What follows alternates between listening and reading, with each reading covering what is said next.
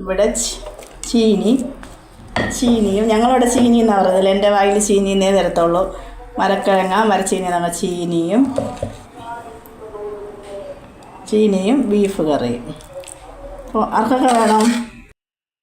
Hi കൂട്ടുകാരെ, ഇന്ന് ഞാനിവിടെ ഒരു മരച്ചീനി അത് കറി വയ്ക്കാൻ പോവുകയാണ്. ഞാൻ എങ്ങനെയാണ് വയ്ക്കുന്നതെന്ന് നിങ്ങളെ ഒന്ന് കാണിക്കാം. ഞാൻ കഴുകി വൃത്തിയാക്കി വെച്ചേക്കുകയാണ് ചീനി.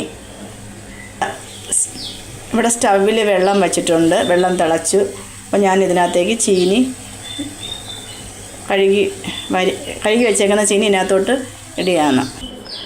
ഇവിടെ ഞാൻ അരയ്ക്കാൻ എടുത്ത് വെച്ചേക്കുന്നത് വെളുത്തുള്ളി, മഞ്ഞൾപ്പൊടി, കാന്താരി. ഇനി ഇതിനകത്ത് തേങ്ങയും കൂടെ ചേർത്ത് നമുക്കിതൊന്ന് അരയ്ക്കാം.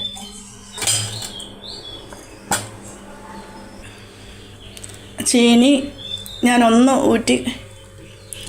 വെള്ളം ഊറ്റി കളഞ്ഞിട്ട് അടുത്ത വെള്ളത്തിനകത്ത് 2 ഊറ്റും ചീനി.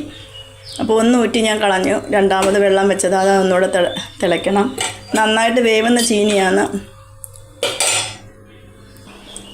ഇവിടെ ഞാൻ അതിന് ചേർക്കേണ്ട അരപ്പ് തയ്യാറാക്കി വെച്ചിട്ടുണ്ട്.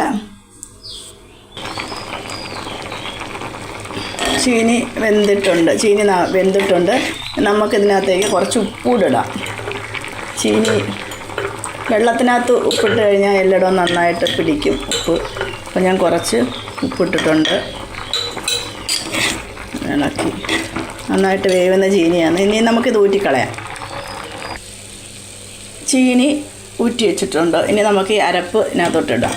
അരച്ച് വെച്ചേക്കുന്ന അരപ്പെല്ലാം ഇതിനകത്തോട്ടിട്ട് നമുക്ക് ഉടയ്ക്കാം. ഇതിനകത്ത് ഞാൻ കറിവേപ്പിലയും കൂടെ ഇട്ടിട്ടുണ്ട്. ഇനി നമുക്കിത് നന്നായിട്ട് ഉടയ്ക്കാം. ചീനിയുടെ ഞാൻ നന്നായിട്ട് ഉടച്ചെടുത്തിട്ടുണ്ട്. ഇനി നമുക്കിതിനകത്തേക്ക് കടുക് വറുത്തൊഴിക്കാം. കടുക് വറുക്കാൻ ഞാനിവിടെ പാത്രം വെച്ചിട്ടുണ്ട്. ഇതിനകത്തേക്ക് എണ്ണ ഒഴിക്കാം.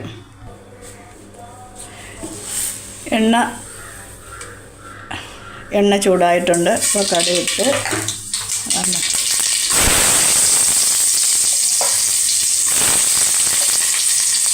ഉള്ളിയിട്ട് മുളക് കൂട്ട് എന്നിട്ട് മൂക്കട്ടെ. ഇത് മൂത്തിട്ടുണ്ട്. ഇനി നമുക്ക് ചീനിയിലേക്ക് ഒഴിക്കാം. അത് കറിവേപ്പില ഞാൻ നേരത്തെ ഇട്ടിട്ടുണ്ട്, അതുകൊണ്ട് ഞാൻ കറിവേപ്പില ഇടുന്നില്ല. കടുക് വറുത്തിട്ടുണ്ട്. ഇത് നന്നായിട്ട് ഇനി ഒന്ന് ഇളക്കണം. ഉടച്ച് വെച്ചേക്കുക, ഒന്ന് ഇളക്കണം.